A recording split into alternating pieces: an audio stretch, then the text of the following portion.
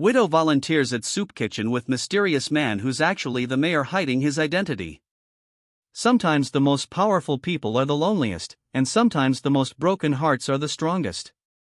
But what happens when two souls, each hiding behind carefully constructed walls, collide in the most unexpected place? What happens when a grieving widow and a conflicted mayor find themselves ladling soup side by side, neither knowing who the other really is?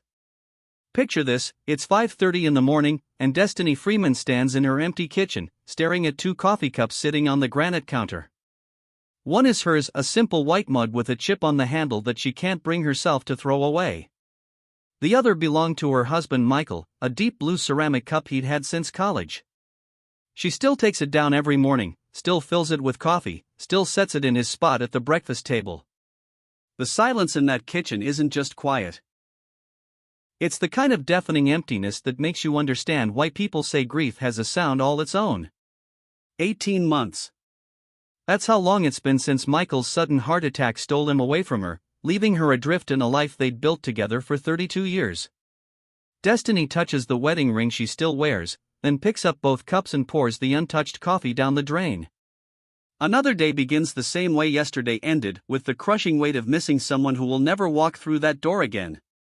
7 miles across town, in a glass office tower that overlooks the very neighborhood where Destiny lives, Daniel Parker stands at floor-to-ceiling windows watching the sunrise paint the city in shades of hope he doesn't feel. At 51, he's the youngest mayor in the city's history, a success story that should feel like triumph but instead feels like elaborate theater. His desk is covered with briefings about budget meetings and ribbon cuttings, community forums and photo opportunities. All of it necessary, all of it important, and all of it feeling like he's playing a role written by someone else. Mayor Parker? His chief of staff Calvin Wright appears in the doorway, tablet in hand, ready to orchestrate another day of carefully scheduled authenticity. The city council meeting is in an hour, then you have the housing development tour, followed by lunch with the Chamber of Commerce. Daniel nods, but his eyes remain fixed on the streets below. Somewhere down there, real people are facing real problems, and he's about to spend another day talking about helping them instead of actually doing it. Calvin, do you ever feel like we're just performing? Like we're so busy looking like we're making a difference that we forget to actually make one? Calvin pauses, clearly uncomfortable with the question. Sir, your approval ratings are at 72%. The community development projects are ahead of schedule. I'd say you're making plenty of difference. But Daniel isn't thinking about approval ratings. He's thinking about the disconnect between the man in the expensive suit and the boy who grew up 3 blocks from where the city's largest homeless shelter now stands. He's thinking about how long it's been since he's had a real conversation with someone who didn't want something from him, someone who saw him as just a person instead of a political opportunity.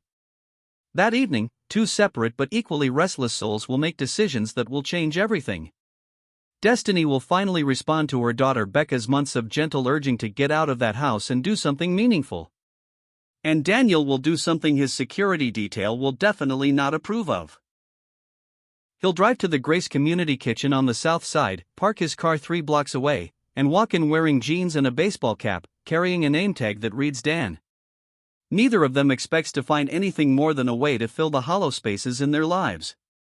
Neither of them expects to find each other. Grace Community Kitchen occupies a converted warehouse that still smells faintly of the auto parts that used to be stored there. The concrete floors are painted cheerful yellow, and donated tables and chairs create a dining area that can seat 200 people. The kitchen itself is industrial and efficient, with gleaming steel surfaces and soup pots large enough to bathe in. On the walls, hand-painted murals depict scenes of community and hope, children playing, families sharing meals, hands reaching out to help. Dorothy Edwards, known to everyone as Dot, has been running this place for 15 years. At 68, she has silver hair pulled back in a practical bun, knowing eyes behind wire-rimmed glasses, and the kind of warm authority that makes both volunteers and guests feel immediately welcome. She's seen every type of volunteer walk through these doors: the guilty rich, the court-ordered community service workers, the genuinely called, and the secretly broken who come seeking healing through service. When Destiny first appeared 3 months ago, Dot recognized her immediately as the latter. Here was a woman drowning in her own life, looking for a rope to pull herself out. Destiny had spoken softly, moved carefully, and threw herself into every task with the desperate energy of someone trying to outrun her own thoughts. "You don't have to work so hard, honey," Dot had told her after Destiny's first week, when she'd stayed 2 hours past closing to scrub every surface in the kitchen. "This place will still be dirty tomorrow." "I need to work hard," Destiny had replied, and Dot understood. Sometimes the only way to heal a broken heart is to wear out your body in service to others. Father Miguel Santos serves as the kitchen's chaplain, a gentle man in his 60s who has the gift of knowing exactly what to say and, more importantly, when to say nothing at all. He knew Michael Freeman from the hospital where Miguel served as a chaplain, and he's been watching Destiny's slow journey back to the world of the living with quiet prayers and patient hope. Tommy Fletcher is 17, court-ordered to volunteer here after his second shoplifting arrest, but he's discovered something unexpected in this place. For the first time in his life, he feels useful, needed. The regular guests know his name, ask about school, treat him like family. It's become the most stable thing in his chaotic life. On this particular Tuesday evening in November, as autumn rain taps against the windows and the smell of vegetable soup fills the air, Destiny is doing what she always does, losing herself in the rhythm of service. She's ladling soup into foam containers, offering warm smiles to each person who passes through the line, finding momentary peace in the simple act of feeding people who need feeding. She doesn't notice the new volunteer at first. She's focused on Mrs. Patterson, a regular guest who always asks for extra crackers and likes to tell stories about her late husband. But then there's a brief lull in the dinner rush, and Destiny reaches for the large ladle at the same moment as the man working the station next to hers. Their hands touch. It's such a simple thing, skin brushing against skin for maybe 3 seconds. But sometimes 3 seconds is long enough to feel the earth shift beneath your feet. Destiny feels a jolt of electricity that has nothing to do with static and everything to do with the sudden, shocking awareness that she's alive in ways she'd forgotten were possible. Her breath catches, her heart performs some complicated rhythm she doesn't recognize, and for the first time in 18 months, she feels something other than the dull ache of missing Michael. The man Dan, according to his name tag, pulls his hand back as if he's been burned. He's tall, maybe 6'2", with the kind of presence that commands attention even when he's clearly trying not to attract it. His skin is deep brown, his hair cut short with just a touch of gray at the temples, and his eyes are the kind of warm brown that makes you think of safety and home. But right now, those eyes are wide with the same shock that's coursing through Destiny's system. "Sorry," he says, his voice deeper than she expected, with just a hint of something she can't place. Not quite an accent, but a careful precision that suggests he's used to choosing his words thoughtfully. "I didn't mean to." "No, it's fine," Destiny manages, though fine is the last thing she feels. Her cheeks are burning, and she's grateful for the steam rising from the soup pots that might explain away the flush spreading across her face. "I was just the ladle." They're both reaching for the same utensil, both pulling back, both trying to navigate this sudden awareness that crackling between them like a live wire. Finally, Dan gestures for her to take it, and when she does, their fingers brush again. This time, neither of them pulls away immediately. "I'm Dan," he says, and there's something almost vulnerable about the way he says it, as if he's offering more than just a name. "Destiny," she replies, and realizes it's the first time in months that she's introduced herself as just herself, not as Michael's widow or Becca's mother or the woman who used to be someone else. Around them, the dinner service continues. Who sees everything that happens in her kitchen, notices the way these two volunteers have suddenly become very focused on their soup ladling, the way they keep glancing at each other when they think the other isn't looking. She's seen this before, the moment when two lonely people recognize something in each other, and she allows herself a small, knowing smile. If you haven't already, hit that subscribe button and join our Dear Love Diaries family. Your special place in this community of heartfelt stories is waiting for you. These passionate journeys of souls connecting against all odds have brought together thousands of beautiful hearts just like yours. Make sure you hit the bell too, so you'll know immediately when a new story unfolds in our diary of love. Over the next 2 hours, Destiny and Dan work side by side with an ease that surprises them both. They fall into a rhythm without planning it, anticipating each other's movements, passing supplies back and forth with the kind of synchronization that usually takes weeks to develop. When the soup runs low, Dan automatically starts heating more while Destiny refills the bread baskets. When a guest asks for directions to the restroom, they both point at the same time, then laugh at their coordination. "You two work well together," observes Mrs. Patterson when she comes back for seconds. "How long have you been married?" The question hangs in the air like smoke. Destiny's face goes pale, then red, and she opens her mouth to explain, to say they're not married, they've just met, this is all a misunderstanding. But no words come out. "We're not." Dan starts, then stops. There's something about the assumption that doesn't feel wrong, exactly. It feels dangerous, but not wrong. We're volunteers." Mrs. Patterson nods sagely. "Well, you should be married. You fit together like puzzle pieces." After she walks away, Destiny and Dan avoid eye contact for several minutes, both lost in thoughts they're not ready to examine. But the awareness between them has only intensified. Every accidental brush of shoulders, every shared smile over the head of a guest, every moment of wordless understanding builds the tension that's crackling between them. When a homeless veteran named Joe becomes agitated, upset about something that happened at the shelter, both Destiny and Dan instinctively move toward him. They approach from different sides, and without discussing it, both place a comforting hand on his shoulders. Their hands overlap on the man's jacket, and Joe immediately calms, as if their combined compassion has created some kind of healing energy. "You two," Joe says, looking back and forth between them, "you got good energy together. Peaceful energy." As the evening winds down and they begin cleaning up, Destiny finds herself stealing glances at this mysterious man who's appeared in her carefully ordered world like a storm breaking through clouds. There's something about Dan that doesn't quite add up. His clothes are too expensive for a regular volunteer, his hands too soft for manual labor, his way of speaking too polished for someone just passing through. But there's also something genuine about his presence here, something that tells her he's not slumming or checking a box for community service hours. "Have you been volunteering here long?" she asks as they stack chairs together. "This is my first week," Dan admits. "But I hope it won't be my last.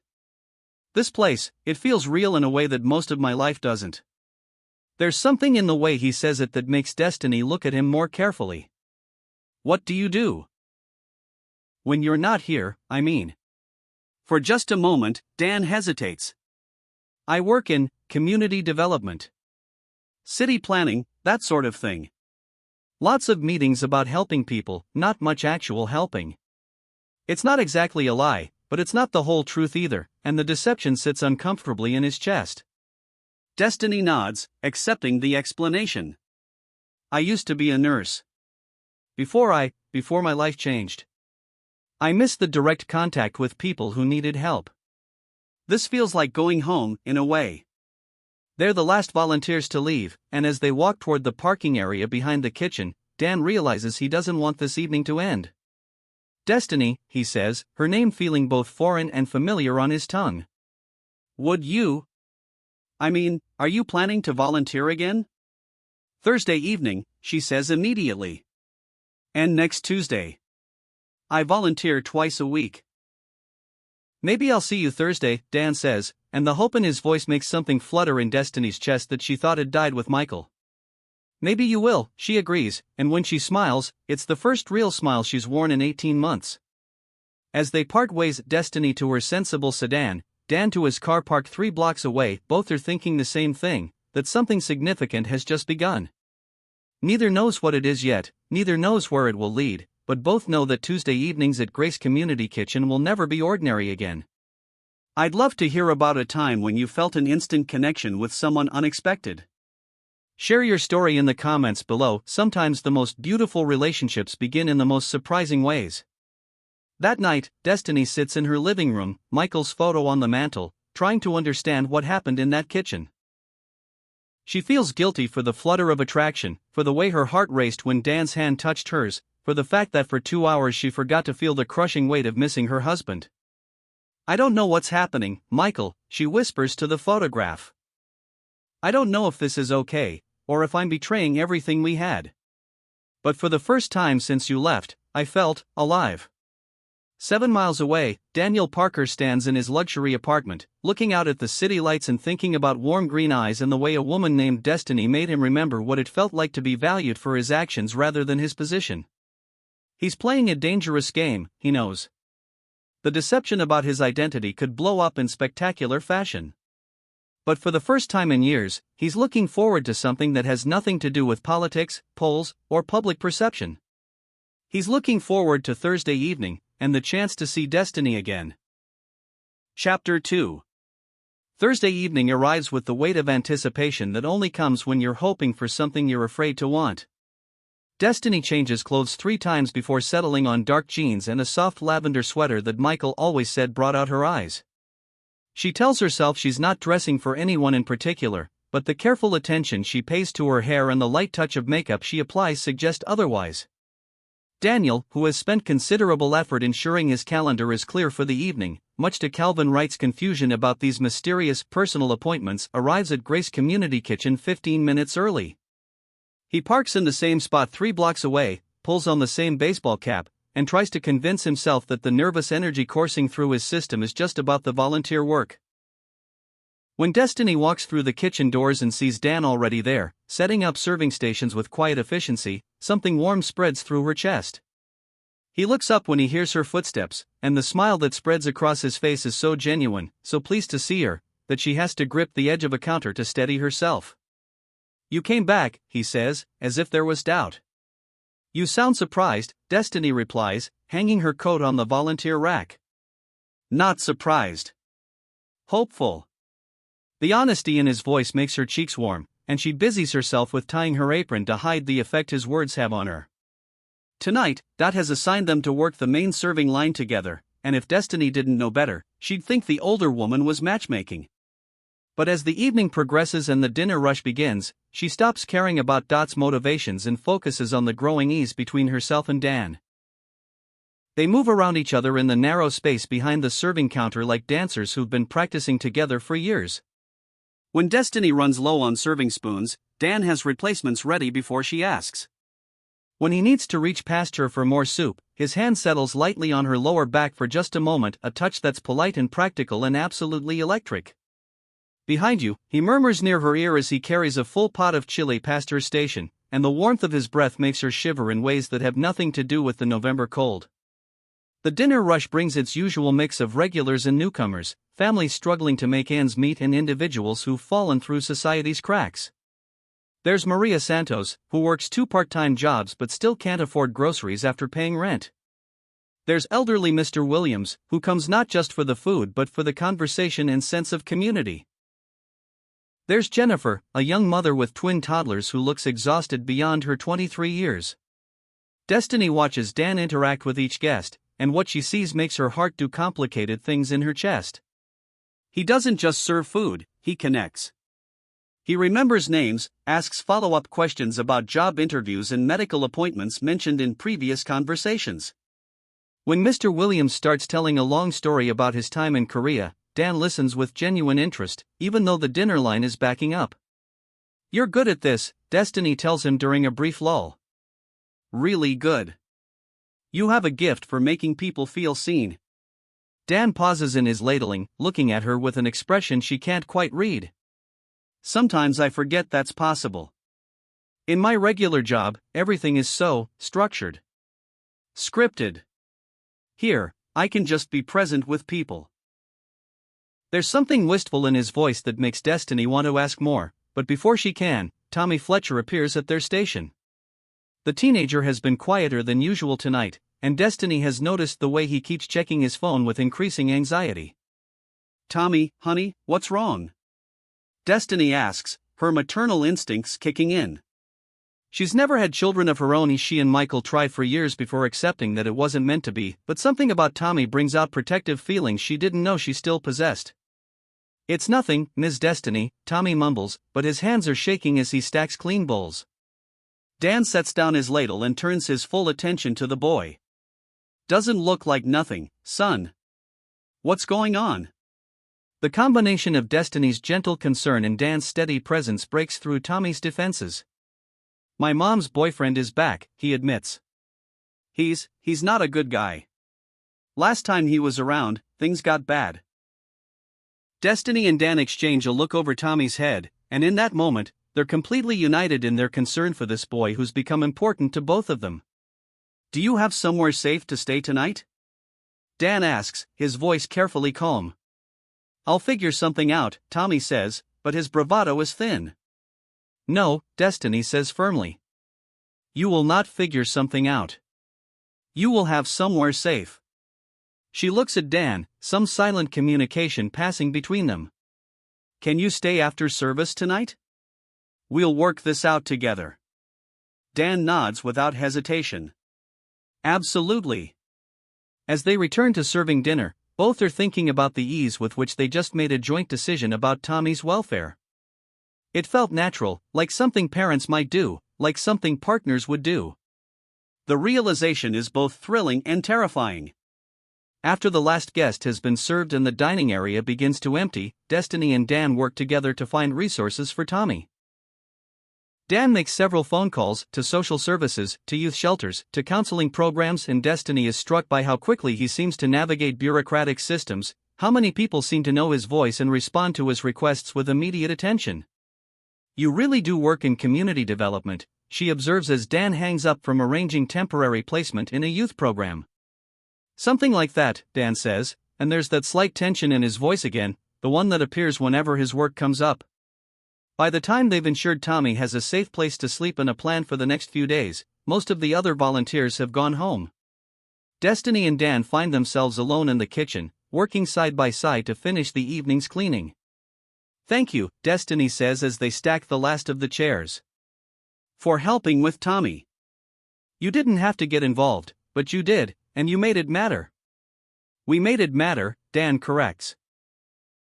I wouldn't have known how to approach him without watching you first. You have this way of making people feel safe enough to tell the truth.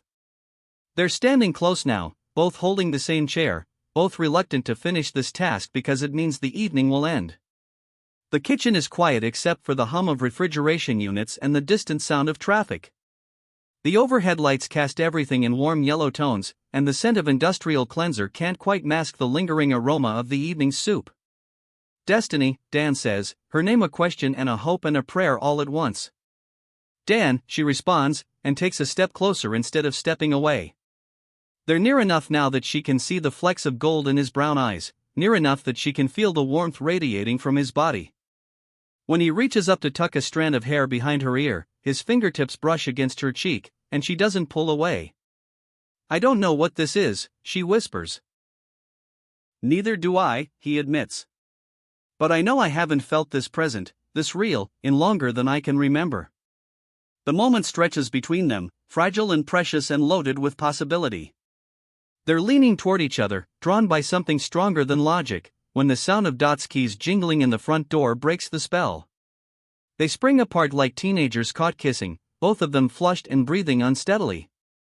By the time Dot enters the kitchen, they're standing at appropriately professional distances, but the older woman's knowing look suggests she's not fooled. You two are the last ones here again, Dot observes with a smile that's entirely too innocent. Good thing I came back for my reading glasses, or you might have been here all night. As they gather their coats and prepare to leave, Dan walks Destiny to her car. The November air is crisp and clear, full of the promise of winter, and their breath creates small clouds in the parking lot's dim lighting. Thursday was as nice as Destiny says, though nice is inadequate for what she's feeling. More than nice, Dan agrees. Destiny, would you like to get coffee sometime? Not here, just somewhere we could talk. The invitation hangs in the air between them, loaded with implications neither of them is ready to examine too closely. Destiny thinks about Michael, about loyalty, and moving forward and whether it's possible to do both at the same time. She thinks about the way Dan makes her feel alive and present and interested in tomorrow. Yes, she says, the word coming out as a whisper of surprise. I'd like that. Dan's smile is radiant. Saturday afternoon? There's a small place downtown, grind coffee. Very quiet, good for conversation. Saturday afternoon, Destiny agrees, and when she drives away, she's humming for the first time in 18 months. Saturday arrives with unseasonable warmth, one of those late autumn days that feels like a gift. Destiny changes clothes 4 times before settling on a simple blue dress and cardigan, something that says she made an effort without trying too hard. She arrives at grind coffee 5 minutes early and immediately second-guesses everything about her appearance and her decision to be here. Dan is already waiting, sitting at a corner table with 2 steaming mugs, and when he sees her, he stands with the kind of automatic courtesy that speaks to good manners deeply ingrained. He's dressed in dark jeans and a soft green sweater that makes his eyes look even warmer, and Destiny feels that now familiar flutter of attraction mixed with nervousness. "I wasn't sure how you like your coffee," he says as she settles into the chair across from him. "So I got you a vanilla latte and myself a black coffee, and figured we could switch if I guessed wrong." The consideration behind the gesture touches her. "Vanilla latte is perfect. You're very thoughtful." They settle into conversation with surprising ease. Dan asks about her nursing career, and Destiny finds herself telling stories she hasn't shared in years about the patient who taught her to knit during his lengthy recovery, about the night shift camaraderie that sustained her through difficult cases, about the satisfaction of helping people through their most vulnerable moments. "You miss it," Dan observes. "I do. More than I expected to. When Michael got sick, I took leave to care for him, and after he died, I couldn't seem to find my way back. The idea of being responsible for other people's healing when I couldn't even figure out how to heal myself." She trails off, surprised by her own honesty. "But at the soup kitchen, you're healing again." "Differently, but really," Dan says, and something in his voice makes her look at him more carefully. "What about you?" Destiny asks. "You said you work in community development, but I get the sense there's more to it than that." Dan's hands tighten almost imperceptibly around his coffee mug. "It's complicated. I work in public service, trying to create programs that help people. But sometimes I feel like I'm so far removed from the actual helping that I'm just shuffling papers and attending meetings about problems instead of solving them." "Is that why you started volunteering? To get back to direct service?" "Something like that." Dan pauses, clearly wrestling with how much truth to share. "I grew up in that neighborhood, actually.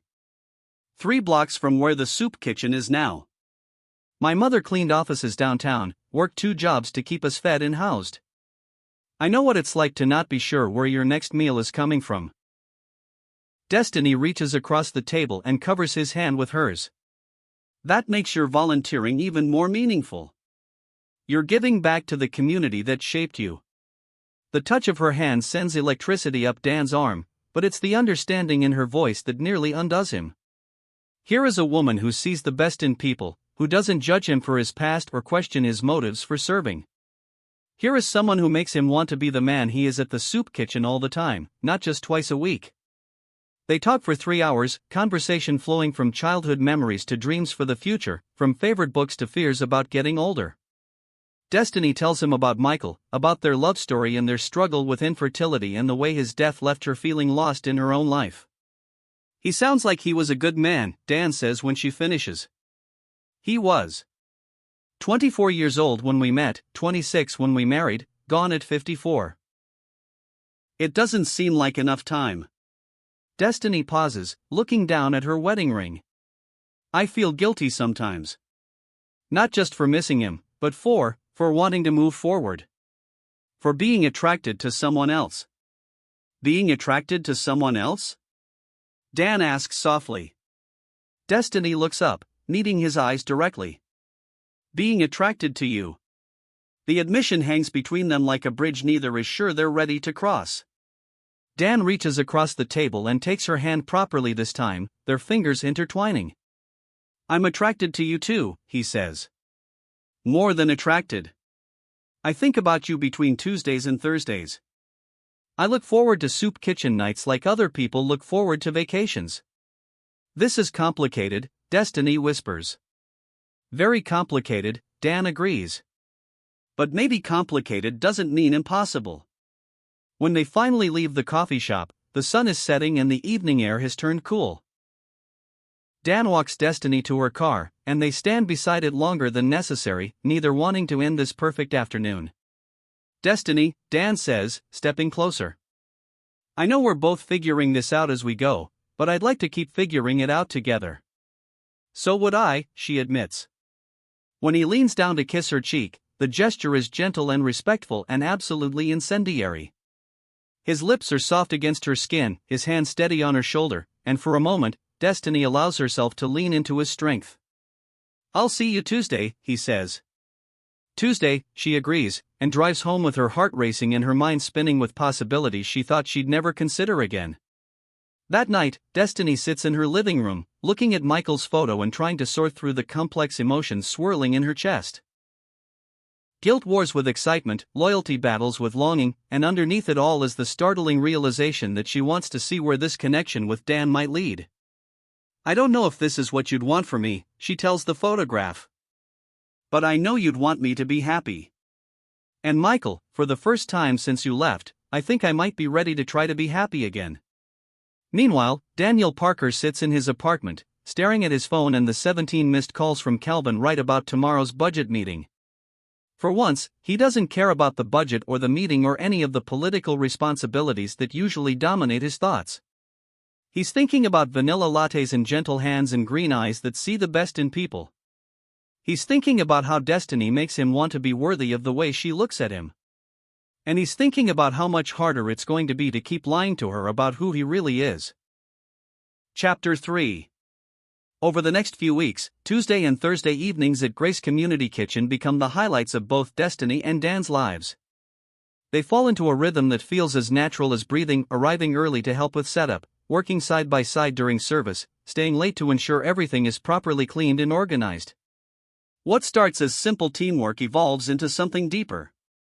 They develop a wordless communication system, a glance that means the soup's running low, a subtle nod toward a guest who might need extra attention, a shared smile when Tommy makes a joke that only they seem to understand. Their movements in the kitchen become a careful dance, each anticipating the other's needs and responding without conscious thought. Dot watches this development with the satisfaction of someone who's seen enough of life to recognize real connection when it appears.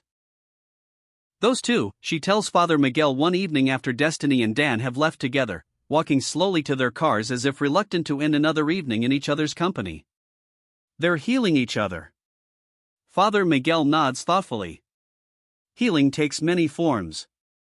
Sometimes it comes through prayer, sometimes through service, and sometimes through learning to love again. The Memorial Garden project begins almost by accident.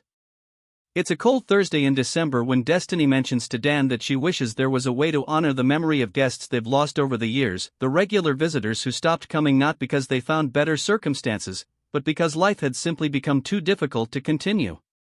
"Mr. Johnson," she says as they walk to their cars after service. "He used to come every Tuesday and Thursday for 2 years, always sat at the corner table, always brought his chess set hoping someone would play with him. And then one week he just didn't come anymore." Dot found out later that he'd died alone in his apartment, and nobody claimed his body. Dan stops walking, struck by the sadness in her voice and the way she's unconsciously twisted her wedding ring, a gesture he's learned means she's thinking about loss and permanence and the fragility of human connection. "What if we created something," he suggests. "A garden, maybe, behind the kitchen. Somewhere beautiful and peaceful where people could remember those who've passed on." Destiny turns to look at him, eyes bright with sudden possibility. "Do you think Dot would allow that?" "I think Dot would love it. And I think I know some people who could help make it happen." The words come out before Dan fully considers their implications. In his eagerness to give Destiny something meaningful, he's forgotten that his contacts in city planning and park services might raise questions about exactly who he is. But Destiny's face lights up with the first real excitement he's seen from her, and Dan decides that figuring out how to manage his deception is a problem for later. "We could plant flowers that bloom in different seasons," Destiny says, her mind already spinning with possibilities. "And maybe a small fountain, something peaceful. Oh, and benches where people could sit and remember. And a memorial wall," Dan adds, caught up in her enthusiasm. "Something where we could honor specific people, not just anonymous remembrance." They spend the next hour sitting in Dan's car. He'd offered to drive her home when her car wouldn't start, and they'd gotten so engrossed in planning that they never left the parking lot, sketching rough designs on the back of soup kitchen flyers and dreaming aloud about creating something beautiful from grief. This is going to be expensive, Destiny realizes as their plans become more elaborate. Plants, stonework, a fountain. "I have some savings, but probably not enough for everything we're imagining. Let me worry about the funding, Dan says, then immediately regrets the casual confidence in his voice. I mean, I think I can find some grants, maybe get donations from local businesses. I have some experience navigating those systems. Destiny studies his face in the dim light of the parking lot street lamp. You're full of surprises, Dan. Sometimes I feel like there's so much more to you than you let on. The observation makes Dan's chest tighten with guilt, but before he can figure out how to respond, Destiny's phone buzzes with a text from her daughter Becca. Mom, are you okay? You're usually home by now and I was worried. I should go, Destiny says, though she makes no move to get out of the car. Becca worries when my routine changes. She's been protective since her father died. Tell me about her, Dan says, genuinely interested but also grateful for the change of subject away from his mysterious connections and resources. Destiny's face softens with maternal love. She's 28, works as a pediatric physical therapist. Married to a wonderful man named Jake, trying to start a family of their own. She's been the strong one through all of this, held me together when I was falling apart, made sure I ate and slept and didn't completely disappear into grief. She sounds amazing. She is. But she worries that I'm stuck, that I'm using Michael's memory as an excuse not to live. She keeps encouraging me to get back out there, though I don't think she imagined out there would be a soup kitchen. Destiny pauses, then adds quietly, I haven't told her about you. About me? About this. Whatever this is between us. She'd be thrilled that I'm interested in someone, but she'd also have a million questions I'm not ready to answer yet. Dan reaches over and takes her hand, their fingers intertwining with increasing familiarity. What kind of questions? Where did we meet? What do you do for work? What are your intentions? Are you divorced or widowed or never married? Do you have children? What's your 5-year plan? Destiny laughs softly. Becca is very thorough when it comes to protecting me. And what would you tell her? About my intentions, I mean. The question hangs in the warming air of the car. Dan had started the engine to run the heater when they first sat down to plan the garden. Destiny looks at their joined hands, then up at Dan's face, and the honesty in her green eyes takes his breath away. I tell her that I think I'm falling for a man who makes me remember what it feels like to be excited about tomorrow. A man who sees me as more than just a widow, who makes me feel like I'm still a woman worth knowing. The confession is barely above a whisper, but it hits Dan with the force of a shout. Before he can think about it, before he can question the wisdom or timing, he's leaning toward her across the center console, one hand still holding hers, the other cupping her face. Destiny, he breathes, and then he's kissing her. It's soft and tentative at first, a question more than a statement. But when Destiny doesn't pull away, when she actually leans into the kiss and her free hand comes up to rest against his chest, Dan deepens the connection. This isn't the polite cheek kiss from their coffee date, this is real and hungry and loaded with weeks of building attraction. When they finally break apart, both are breathing unsteadily, both looking slightly stunned by the intensity of what just happened. Oh, Destiny whispers, touching her lips with trembling fingers. Yeah, Dan agrees. Oh. They sit in charged silence for a moment, the weight of having crossed an invisible line settling around them. Finally, Destiny speaks. I should really go home. Becca will send a search party if I'm much later. Of course, Dan says, though neither of them moves. But Destiny? Yes? I'm falling for you too. Completely. The drive to Destiny's house is quiet but not uncomfortable, filled with the kind of awareness that comes after a first real kiss. When Dan walks her to her front door, they both hesitate on the porch, reluctant to end an evening that has shifted everything between them. Thank you, Destiny says. For the garden idea, for listening to me talk about Michael without getting jealous, for the kiss. Thank you for trusting me with your stories. And for kissing me back. When Dan leans down to kiss her goodnight, it's gentle and sweet and full of promise. As Destiny watches him drive away, she realizes she's already counting the hours until Tuesday. Inside her house, she finds Becca waiting in the living room with 2 cups of tea and a concerned expression. You're glowing, Becca observes without preamble. I'm what? Glowing. And you're 2 hours later than usual coming home from volunteering. And unless the soup kitchen has started serving dinner by candlelight, that's not a volunteering blow. Becca pats the couch cushion beside her. Sit. Tell me everything. Destiny settles next to her daughter, accepting the offered tea and trying to organize her thoughts. There's someone, she admits. Another volunteer. His name is Dan. Becca's face lights up with delight and relief. Mom, that's wonderful. Tell me about him. Is he nice? Is he single? How long have you been seeing each other? We haven't been, it's complicated. Destiny struggles to explain a relationship that she doesn't fully understand herself. We've been working together at the kitchen for a few weeks, and today we had coffee, and tonight we talked about creating a memorial garden, and then he kissed me, and I kissed him back, and I don't know what any of it means. It means you're alive again, Becca says gently. Mom, you've been going through the motions for 18 months. Tonight is the first time I've seen actual light in your eyes since Dad died. I feel guilty, Destiny admits. Like I'm betraying your father's memory. Becca takes her mother's hands. Mom, Dad loved you for 32 years. He wouldn't want you to spend the next 32 years alone. He'd want you to be happy, to find love again if you could. How can you be sure? Because I know what kind of man my father was. And because I know what kind of love you two had, the kind that makes you want the other person to be happy even when you can't be the one making them happy anymore. Destiny cries then, not the bitter tears of grief she's grown accustomed to, but tears of relief and possibility and the overwhelming realization that maybe, just maybe, she's ready to start living again instead of just surviving. Meanwhile, Daniel Parker stands in his apartment, looking out at the city lights and wrestling with the growing weight of his deception. Every moment with Destiny feels like the most honest he's ever been, but it's built on a fundamental lie about who he is. The Memorial Garden project is only going to make things more complicated. How can he explain his ability to cut through red tape and secure funding without revealing his position? His phone buzzes with a text from Calvin Wright, don't forget budget meeting at 8 a.m., then the housing development groundbreaking, then lunch with the Chamber of Commerce. Also, Patricia Grayson is asking questions about your schedule. She says you've been unavailable for several evening events.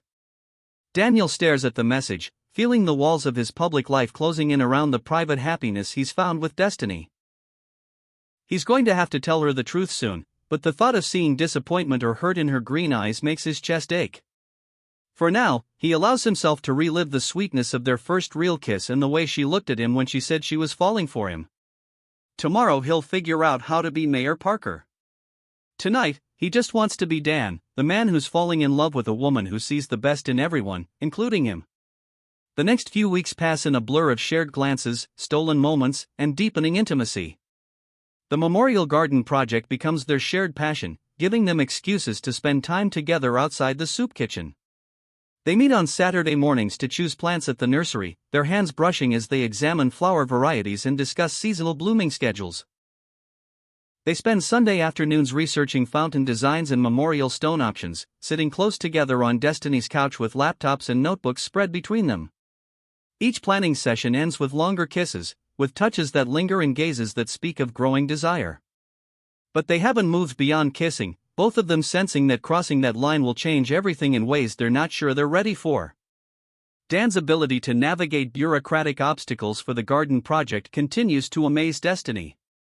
Permits that should take weeks are approved in days. Suppliers offer significant discounts on materials. The city's Parks Department volunteers to help with the groundwork preparation. You must have some serious connections in city government, Destiny observes after Dan announces that they've received approval for a larger garden space than they originally requested. Something like that, Dan replies, and Destiny is beginning to recognize that phrase as his way of deflecting questions he doesn't want to answer. She's starting to notice other things too, the expensive watch he sometimes forgets to take off, the way his phone is always buzzing with urgent-sounding calls he steps away to take, the unconscious authority in his voice when he talks to city workers about the garden project. There are moments when she catches him looking at her with something that might be guilt, and increasingly frequent occasions when he seems to be choosing his words very carefully. But then he'll smile at her, or take her hand, or listen with complete attention as she tells him about her day, and her doubts fade into the background. Whatever Dan's secrets are, she trusts that they don't change the fundamental goodness she sees in him. The first real test of their growing relationship comes during the third week of December, when Tommy Fletcher shows up at the soup kitchen with a black eye and obvious fear in his young face. "Tommy, honey, what happened?" Destiny asks immediately, leaving her serving station to check on the boy who's become like a son to both her and Dan. "It's nothing, Ms. Destiny. Just, my mom's boyfriend is back again, and things got heated." Dan appears at Destiny's side, taking in Tommy's injuries with the kind of controlled anger that suggests he's used to dealing with serious problems. "Tommy, this isn't acceptable. You can't go back there if he's hurting you." "I don't have anywhere else to go," Tommy says quietly. "The youth program you got me into before is full, and I can't keep sleeping on friends' couches." Destiny and Dan exchange a look, and without discussing it, they both know what they're going to do. "You're staying with me tonight," Destiny says firmly. "I have a guest room, and you're not going back to a dangerous situation." "Ms. Destiny, I can't ask you to." "You're not asking. I'm telling." Destiny's voice has the kind of maternal authority that doesn't invite argument. "Dan, can you help me get in touch with social services? This needs to be reported."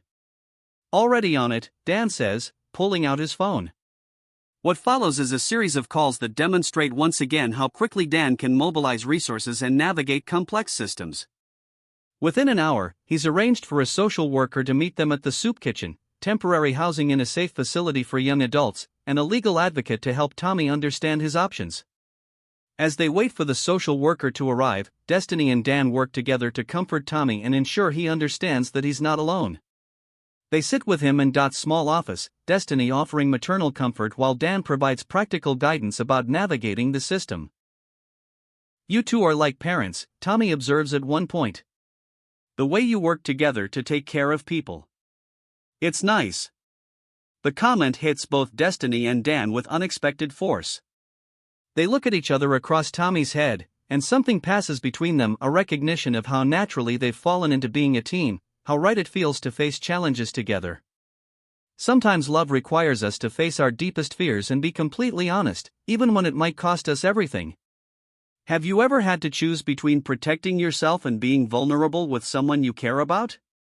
Share your thoughts in the comments, and don't forget to subscribe for more stories about the courage it takes to love authentically. Later that evening, after Tommy is safely settled with emergency housing and Destiny has given him her phone number with instructions to call if he needs anything at all, she and Dan find themselves alone in the soup kitchen for the second time. "Thank you," Destiny says as they finish cleaning up. "For helping him. For knowing exactly who to call and how to make things happen quickly." "We helped him," Dan corrects. "I couldn't have provided the emotional support he needed. That was all you. Still, you have resources that most people don't. Connections that got results." Destiny pauses in her wiping down of counters to look at him directly. "Dan, who are you really?" The question hangs in the air between them like a challenge. Dan feels his carefully constructed world beginning to tilt, recognizes this as the moment when he has to choose between continued deception and losing Destiny's trust entirely. "I'm someone who cares about you," he says finally. "Someone who wants to make a difference in ways that matter. Someone who's found more authenticity in this kitchen than anywhere else in his life." "That's not what I asked." "I know." Dan runs his hands through his hair, agitated. "Destiny, there are things about my life that are complicated. Things that might change how you see me. Try me." Dan looks at her standing there in the fluorescent light of the industrial kitchen, wearing jeans and a volunteer apron, hair slightly messed from the evening's work, and he's never seen anyone more beautiful or more worth protecting. The thought of losing her trust, of seeing disappointment replace the warmth in her green eyes, makes his chest ache. "I will," he promises. "Soon. But not here, not tonight. When I tell you the whole truth, I want to do it right." Destiny studies his face, clearly wrestling with frustration and growing concern. "Dan, are you married? Because if you are, if this is some kind of affair." "No," Dan says immediately, stepping closer to her. "No, I'm not married. I've never been married." What's between us? Destiny, you're the first real thing that's happened to me in years. Whatever else is complicated about my life, that's not. The sincerity in his voice reassures her, but not completely. Then what? Are you in some kind of trouble with the law? Are you wealthy and slumming for the experience? Are you writing a book about the noble poor? Each guess stings because they're both wrong and not entirely wrong.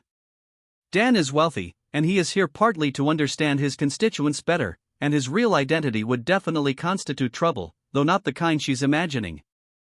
None of those things, he says. But I promise you, very soon, I'll explain everything. Can you trust me until then? Destiny wants to push harder, wants to demand answers to the questions that are multiplying in her mind. But then Dan steps closer, cups her face in his hands, and looks at her with such genuine emotion that her resolve wavers. I'm falling in love with you, he says quietly. Whatever else is complicated about my life, that's simple and true and more real than anything else I've ever felt. I'm falling in love with you too, she admits. That's YTH. You do know who I really am, Dan insists. The man who holds you when you cry, who listens to your stories about Michael without jealousy, who wants to build something beautiful with you to honor people who've been forgotten, that's who I really am. The rest is just circumstances. When he kisses her this time, it's with a desperate tenderness that speaks to his fear of losing her. Destiny kisses him back, but part of her is holding back now, protecting herself against the disappointment she senses is coming. As they part ways in the parking lot, both are aware that something has shifted between them. The easy trust is now complicated by unspoken questions and growing tension. They're still falling in love, but now they're falling with the knowledge that they're heading toward a confrontation that could shatter everything they're building together. Destiny drives home wondering what secrets Dan is hiding and whether she's strong enough to handle the truth.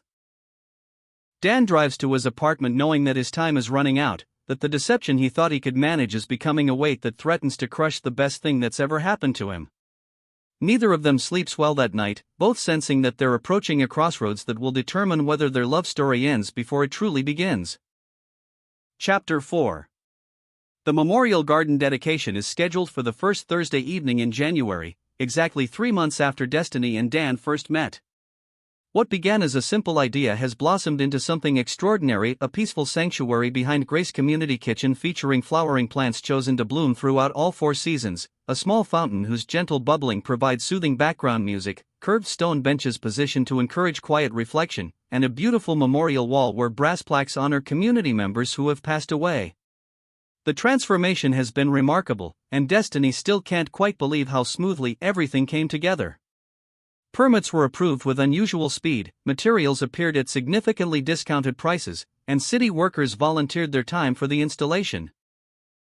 Dan's mysterious connections continue to amaze her, but she's learned to stop asking direct questions that he deflects with increasing discomfort.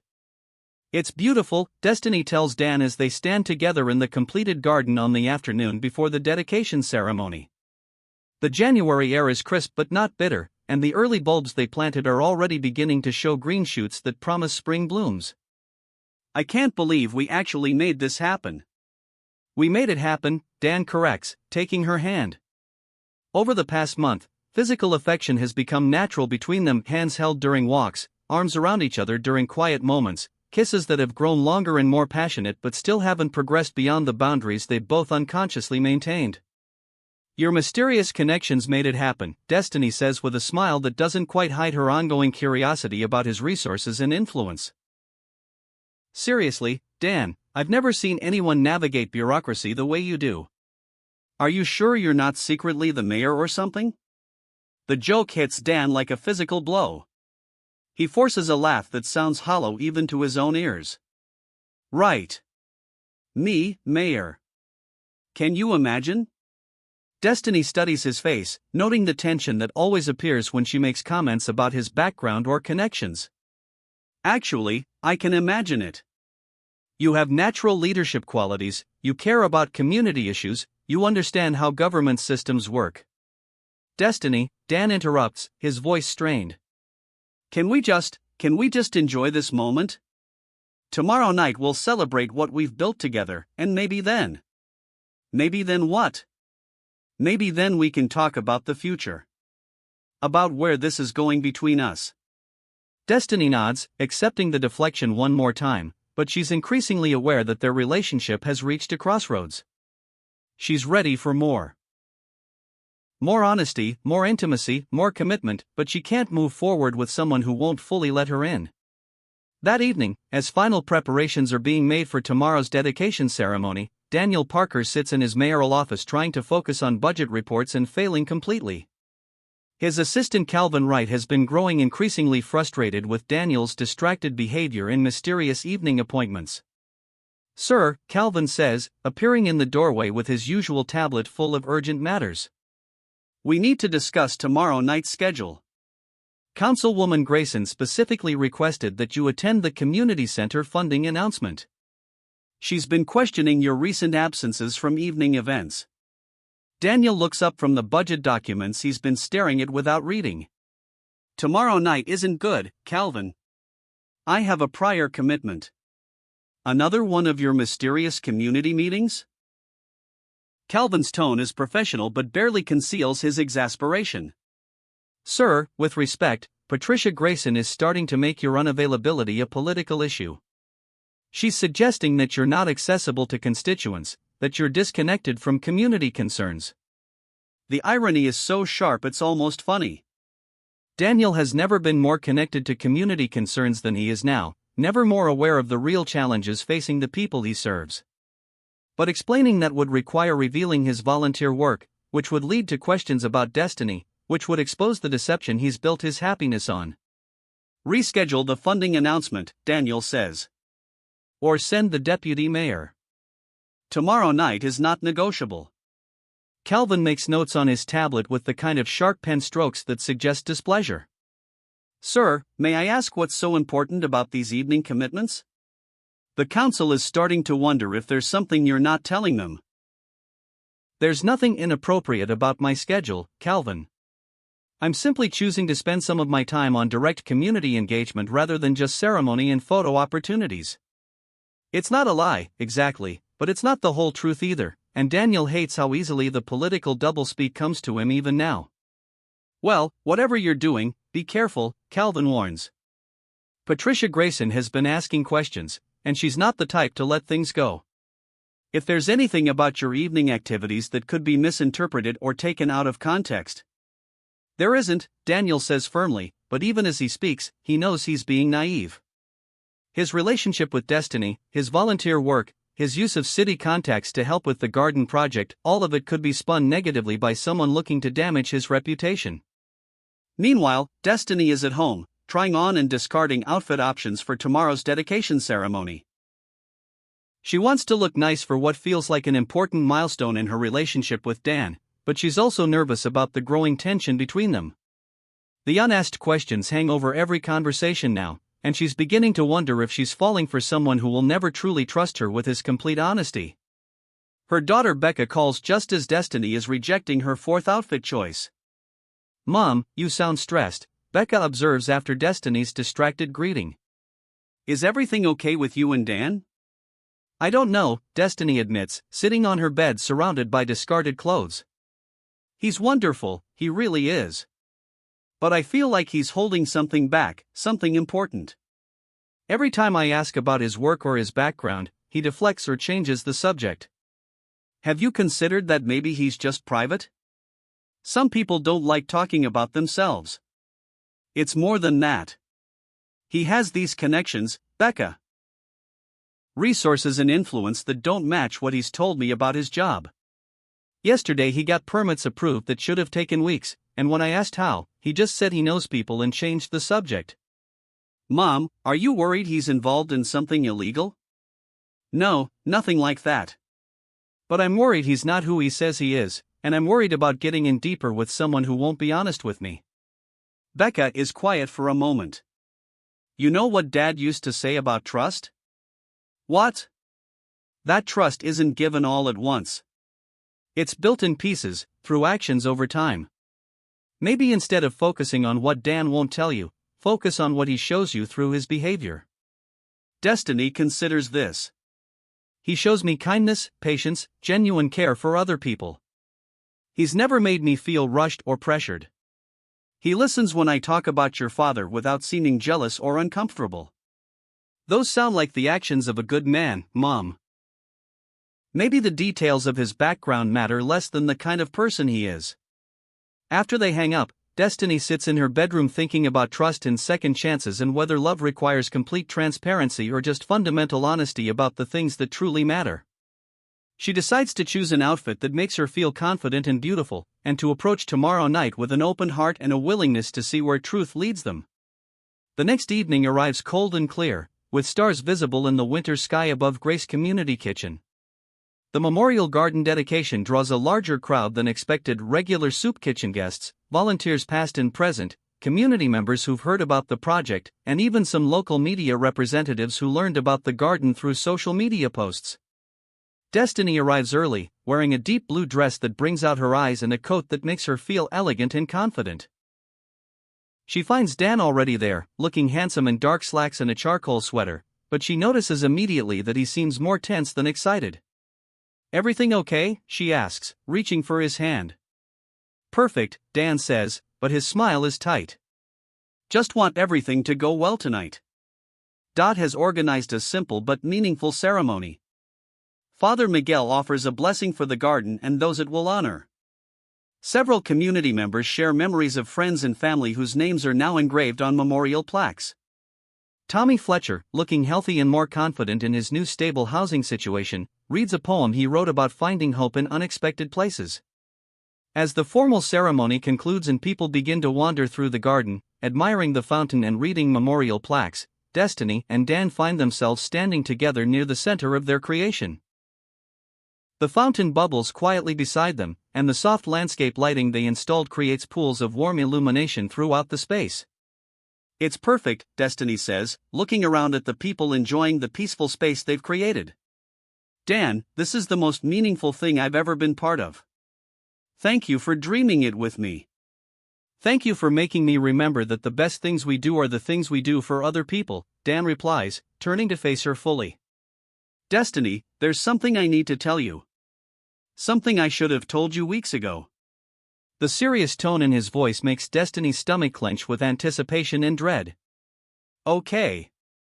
Not here," Dan says, glancing around at the people still mingling in the garden. "Somewhere private. Can we go somewhere and talk?" Before Destiny can answer, a commotion near the kitchen entrance draws their attention. A small group of people is approaching the garden, and Destiny recognizes them as local news reporters based on the cameras and microphones they're carrying. But it's the woman leading the group who makes Dan go rigid with alarm. Patricia Grayson, city councilwoman and Daniel's most vocal political opponent, strides into the garden with the confidence of someone who's about to score a significant victory. She's followed by a reporter from Channel 7 News and a photographer from the city newspaper. "There he is," Patricia announces loudly enough for her voice to carry across the garden. "Mayor Daniel Parker, taking credit for another community project funded by taxpayer money." The words hit the peaceful evening like a bomb. Conversations stop. Heads turn. And Destiny feels the earth shift beneath her feet as the truth crashes over her with devastating clarity. Mayor Daniel Parker. Not Dan, the community development worker. Not Dan with mysterious connections and resources. Mayor Daniel Parker, the most powerful man in the city, who's been lying to her for 3 months about his very identity. The reporter immediately recognizes the story potential and moves toward Daniel with microphone extended. "Mayor Parker, can you comment on your involvement with this memorial garden project? Was this funded through city resources?" Daniel's political training kicks in automatically. The garden was privately funded through donations and volunteer labor. The city's only involvement was processing the necessary permits and providing standard utility connections. "And what about your personal involvement here?" the reporter presses. "How long have you been volunteering at Grace Community Kitchen?" Daniel glances at Destiny, seeing the shock and hurt spreading across her face as the reality of his deception sinks in. "I've been volunteering here for several months as part of my commitment to direct community engagement." Is it true that you've been romantically involved with another volunteer? Patricia Grayson interjects, clearly delighted by the direction this is taking. Is this garden project connected to a personal relationship funded by taxpayers? The question hangs in the air like acid. The camera swings toward Destiny, capturing her moment of public humiliation as she realizes she's become an unwitting part of a political scandal. Around the garden, volunteers and guests watch in fascination and confusion as their peaceful dedication ceremony transforms into a media circus. That's enough, Daniel says firmly, moving to step between the cameras and Destiny. This is a community event honoring people who have passed away. It's not appropriate to turn it into a political interrogation. But the damage is done. Destiny has heard enough to understand that she's been living in a carefully constructed fantasy, that the man she's been falling in love with has been lying to her about the most fundamental facts of his identity. The betrayal cuts deeper than Michael's death because that was something that happened to her. This is something that was done to her, deliberately and repeatedly. She turns and walks away from the garden, away from the cameras and the chaos and the man she thought she knew. Daniel starts to follow her, but Patricia Grayson's voice stops him. Mayor Parker, are you leaving a community event to chase after your girlfriend? How does that serve the public interest? Daniel faces a choice that will define everything going forward: handle the political crisis and protect his career, or go after Destiny and try to salvage the most important relationship of his life. For a moment, he stands frozen between his two worlds, understanding finally that he can't live in both. Then he makes his choice. This event is over, he tells the reporters. Any further questions about city business can be directed to my office during normal business hours. He turns and follows Destiny into the parking lot, leaving Patricia Grayson to make whatever political hay she can from his departure. He finds Destiny standing beside her car, shaking with emotion and struggling to get her keys into the lock. Destiny, please. Let me explain. She whirls around to face him, and the pain in her green eyes is like a physical blow. Explain what, exactly? Explain how you've been lying to me for 3 months? Explain how you let me tell you about my fears and my grief and my dead husband while you were pretending to be someone else entirely? I never pretended about my feelings for you. Everything I've told you about caring for you, about falling in love with you, that's all been completely real. How can I believe anything you tell me now? Destiny's voice cracks with hurt and anger. You're the mayor, Daniel. The mayor. And you let me think you were some kind of community development worker. Do you have any idea how foolish I feel right now? You shouldn't feel foolish. You did nothing wrong. I let myself fall for a man who doesn't exist. Destiny shouts, tears streaming down her face now. I trusted you with my heart, I told you things I haven't told anyone else, and you've been laughing at me this whole time. I have never laughed at you, Daniel says desperately. Not once, not ever. Destiny, you have to believe me, being with you has been the most honest I've ever been about anything. Yes, I lied about my job, but I've never lied about who I am when I'm with you. Who you are when you're with me is a lie. The words come out harsh and final. The whole thing is a lie.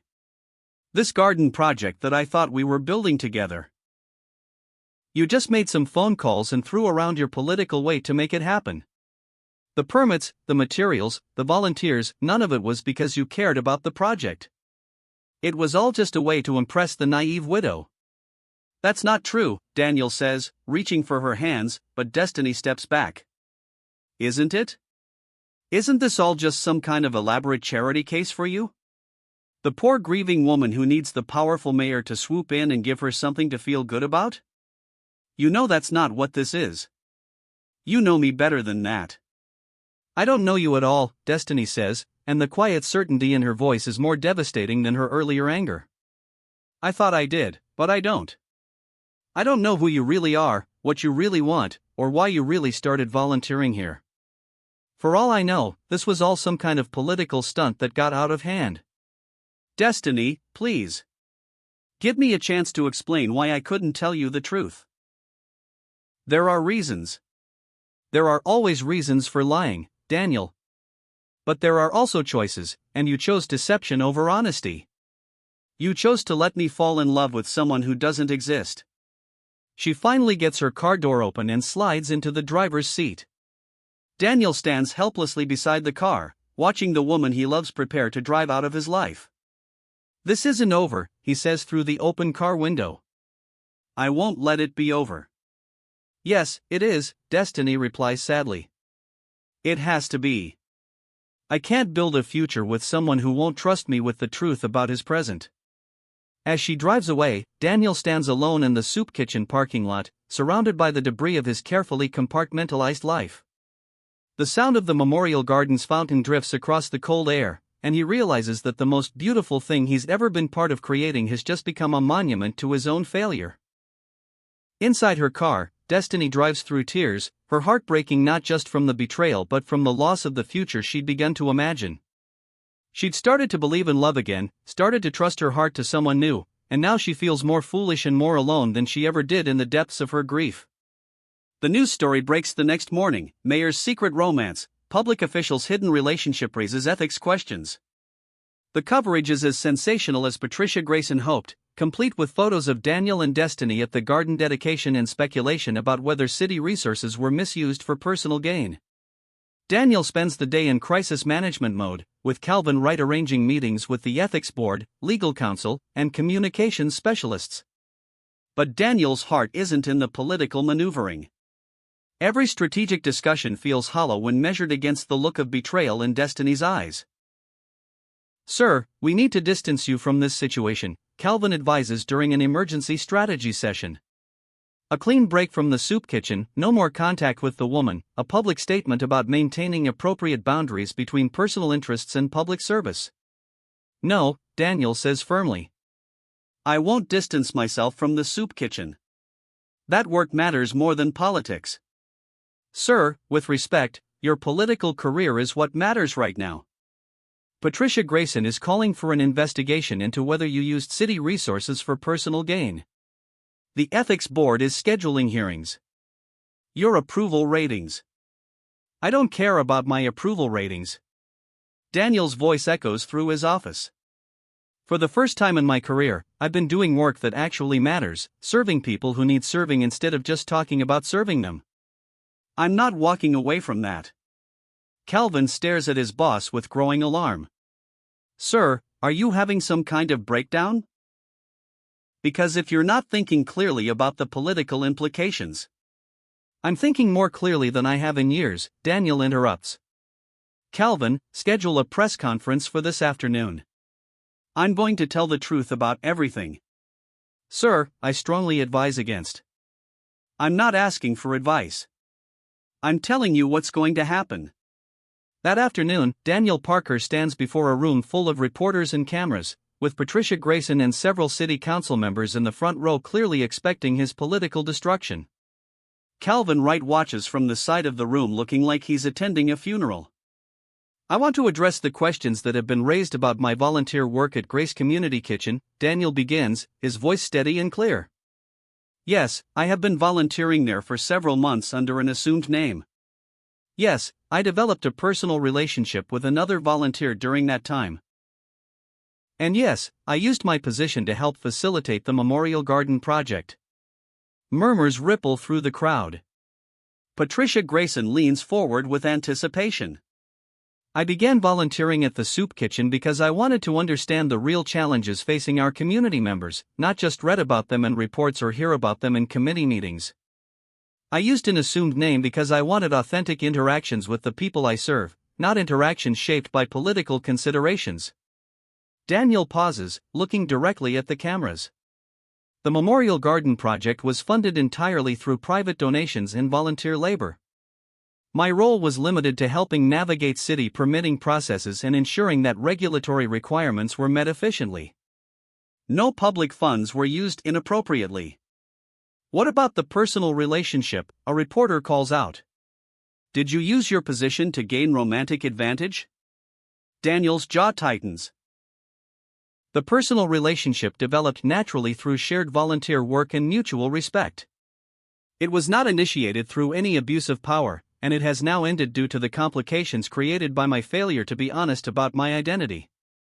Do you regret the deception? Another reporter asks. I regret deeply that my decision to volunteer anonymously hurt someone I care about. I regret that my attempt to serve authentically created a situation where a good person was subjected to public scrutiny and embarrassment she didn't deserve. Patricia Grayson raises her hand. Mayor Parker, don't you think this situation demonstrates poor judgment and raises questions about your fitness for office? Daniel looks at her directly. Councilwoman Grayson, I think this situation demonstrates that I'm a human being who made choices that seemed right at the time but had unintended consequences. I think it demonstrates that sometimes the most important work we do happens away from cameras and podiums. And I think it demonstrates that authenticity matters more than political convenience. He pauses, surveying the room. I will not be ending my volunteer work at Grace Community Kitchen. I will not be distancing myself from direct community service. If that's problematic for some members of the council, then we'll have that conversation. But I won't apologize for caring enough about this community to serve it directly instead of just ceremonially. The press conference ends with reporters shouting questions, but Daniel has said what he came to say. As he leaves the podium, Calvin Wright approaches with a grim expression. Sir, I think you may have just ended your political career. Maybe, Daniel agrees. But I think I may have just saved my soul. The response to Daniel's press conference is swift and divided. Conservative council members and political opponents condemn his reckless disregard for appropriate boundaries. But community groups and soup kitchen volunteers rally to his defense. Editorial boards praise his commitment to direct service. Social media explodes with both criticism and support. Most importantly for Daniel, Dorothy Edwards calls that evening. Dan, or should I say Mr. Mayor? Dot's voice carries humor rather than accusation. I've been running that kitchen for 15 years, and I know authentic when I see it. You've been authentic every single evening you've been there, regardless of what name you used. Thank you, Dot. That means more than you know. Now, what are you going to do about Destiny? Daniel sighs. I don't know.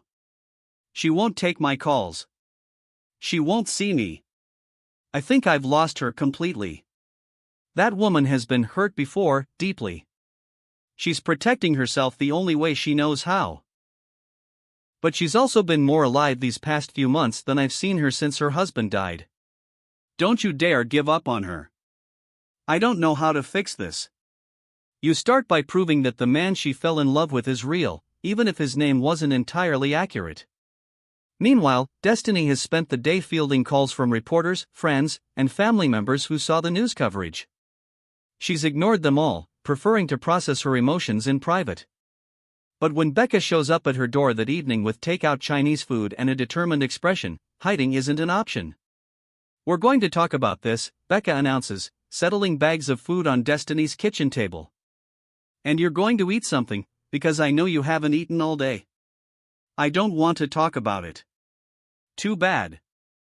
Mom, you've been in love for the first time since Dad died, and now you're heartbroken, and I'm not letting you disappear into grief again. As they eat lo mein and fried rice, Destiny finds herself telling Becca everything about falling for Dan, about the growing connection between them, about the shock of discovering his real identity, about feeling foolish and betrayed and lost. Do you think he was using you? Becca asks when Destiny finishes. I don't know. Maybe not consciously, but... Becca, he's the mayor. What could he possibly want with a widowed nurse who volunteers at a soup kitchen? Maybe he wants exactly what you want, someone who sees his real self and cares about it. His real self is a lie. Is it? Mom, you've told me how he is at the soup kitchen, kind, hardworking, genuine in his care for people. You've told me how he listens to you, how he makes you feel valued and interesting.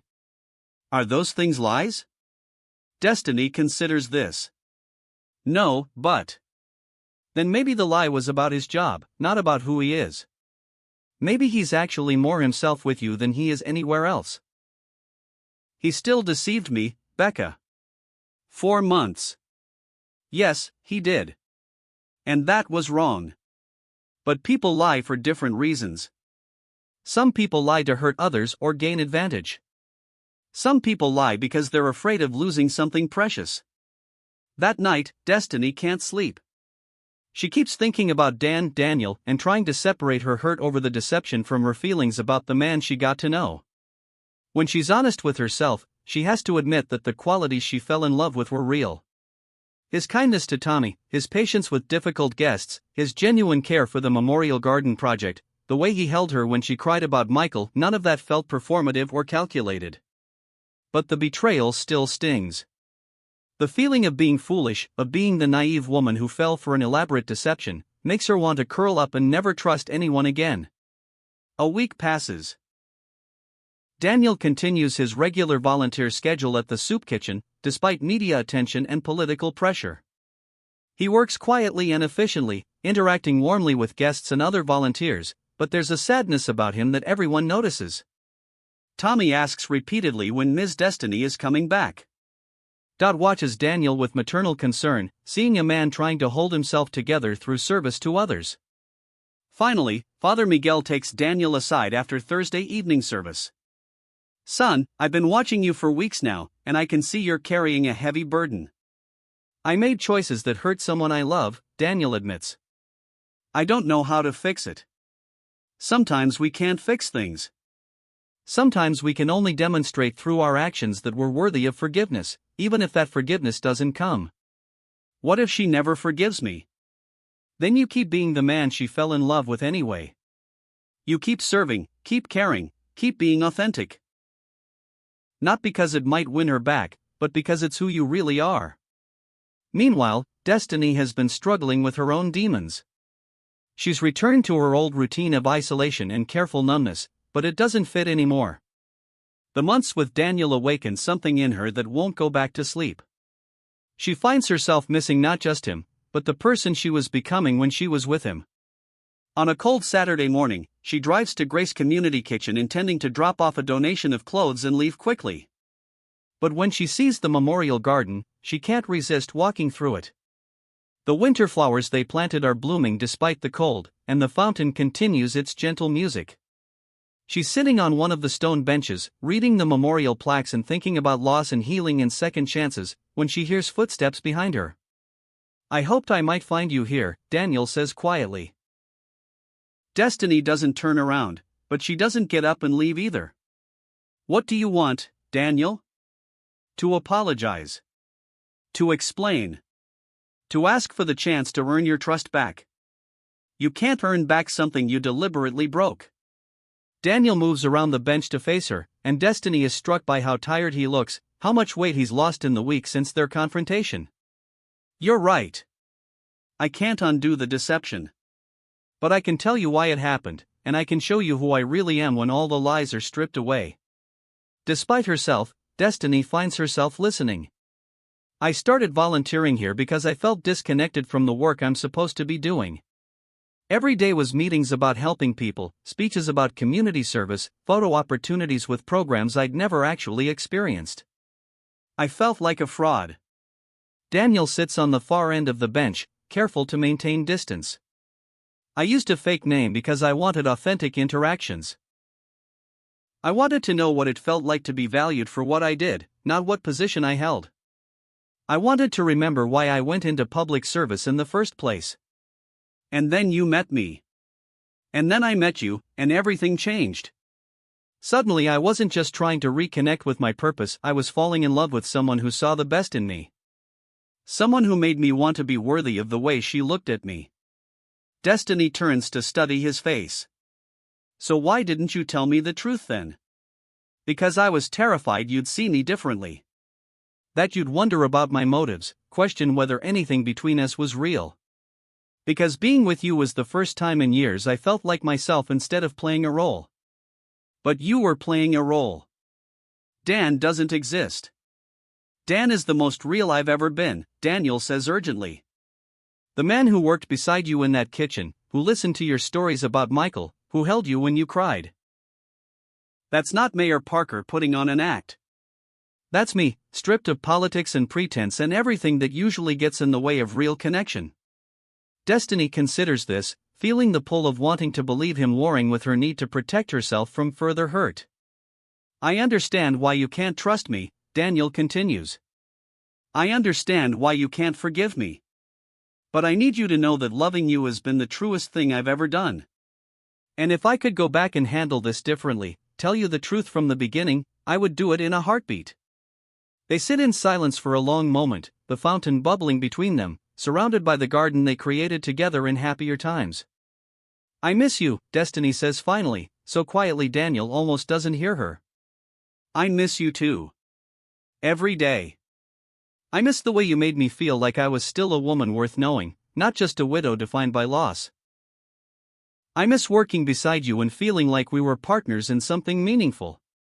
You are a woman worth knowing, Daniel says. The most remarkable woman I've ever met. And if you'll let me, I'd like to spend the rest of my life proving that to you.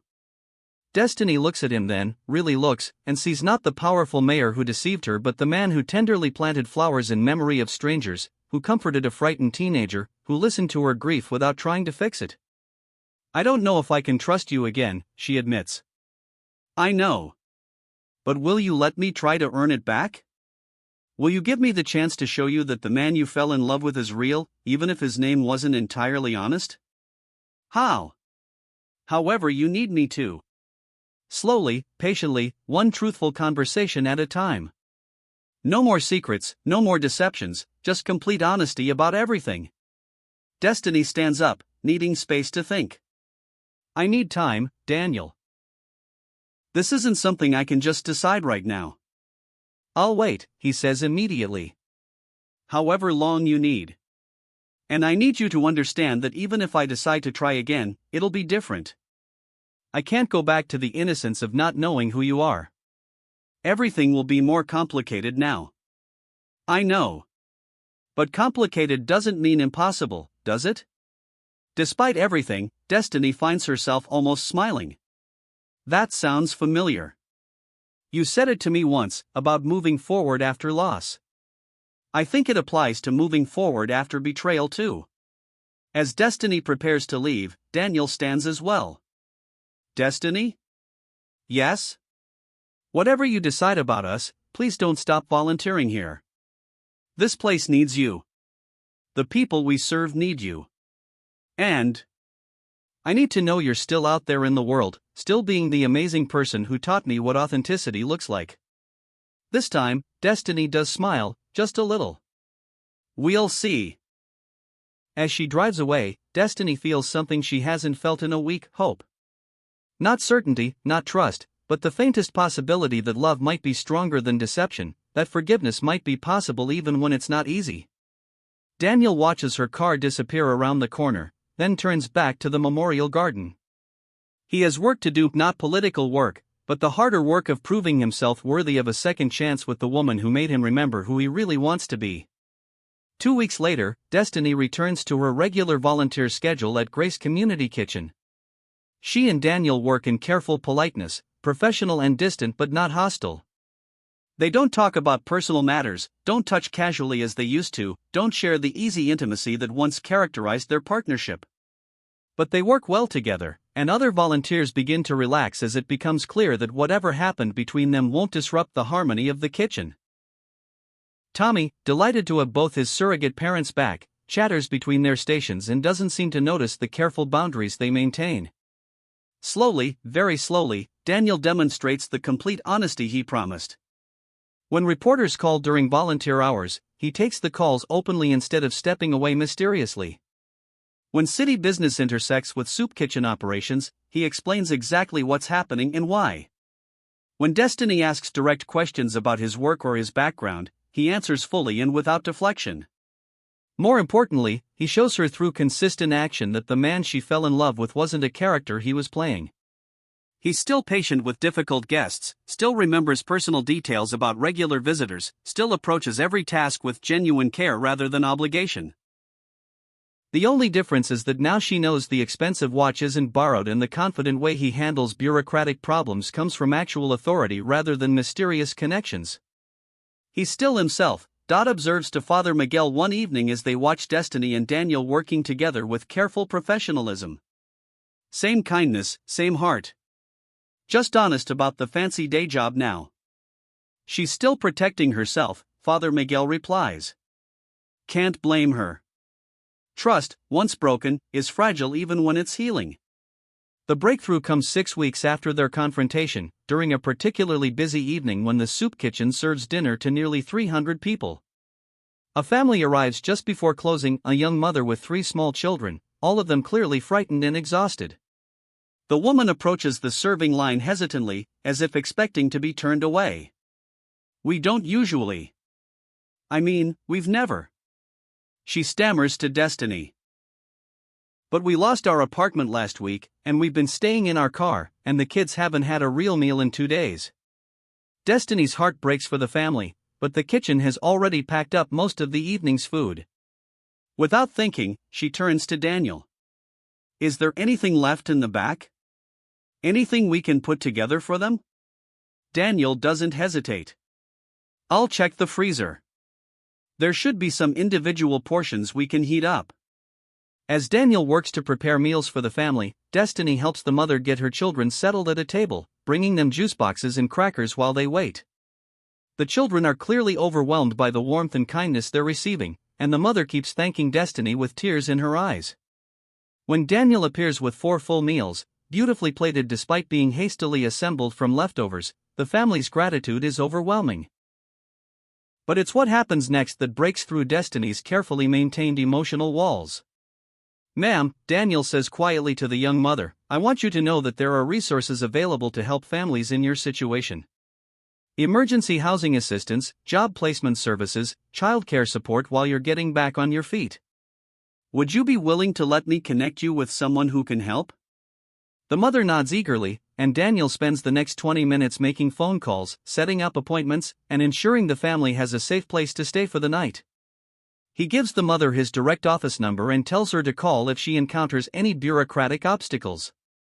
As the family leaves, the children's bellies full and the mother's face bright with hope for the first time in days, Destiny realizes she's been watching the real Daniel Parker in action. Not the man who deceived her about his identity, but the man who went into public service because he genuinely wants to help people, who became mayor not for power or prestige but because he thought he could make a difference. That was beautiful, she tells him as they finish cleaning up. The way you helped them. You didn't just feed them, you gave them hope. We helped them, Daniel corrects. You made them feel welcome and safe. I just made some phone calls. You made the right phone calls.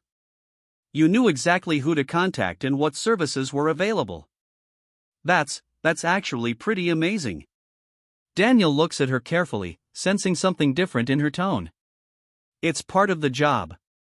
The part one actually enjoy. I can see that. I can see why you wanted to be mayor, why you're good at it. They're alone in the kitchen now, the overhead lights dimmed, the familiar comfortable silence of the end of a successful evening settling around them. But tonight, the silence feels different, less careful, more natural. Destiny, Daniel says quietly, I know we're taking this slowly, and I respect that. But I need you to know something. What?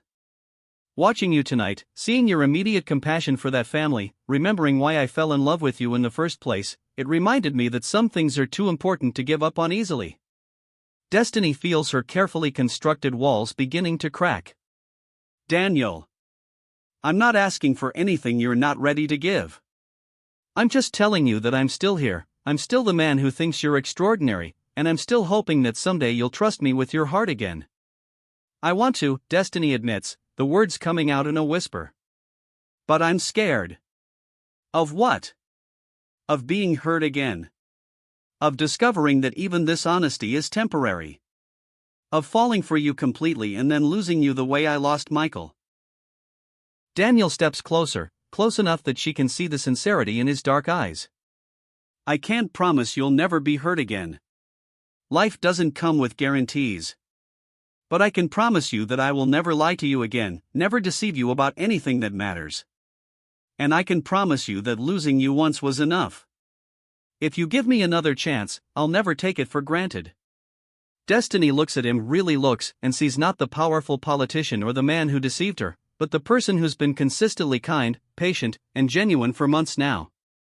She sees the man who helped a frightened family tonight not because cameras were rolling but because it was the right thing to do. I miss us, she whispers. I miss us too. When Daniel reaches up to cup her face gently, Destiny doesn't pull away.